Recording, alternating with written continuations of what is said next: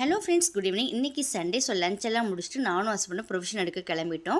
Provision வந்து நான் Haris food ஜோனில் தான் எடுப்பேன். பட் இன்றைக்கி வந்து கடலைப்பருப்பு, துவரம்பருப்பு, கொஞ்சம் ஸ்பைசஸ் மட்டும் இந்த காந்தி நகரில் ஏஎஸ்ஆர்ன்ற கடை ஓப்பன் பண்ணியிருக்காங்க. அங்கே வாங்கினேன். ஏன்னு பார்த்தீங்கன்னா அங்கே வந்து விலையும் கம்மி, ரொம்ப ஃப்ரெஷ்ஷாகவும் இருக்குது.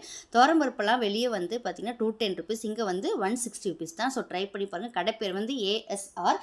ஸ்பைசஸ் எல்லாம் கூட விலை கம்மியாக தான் இருக்குது.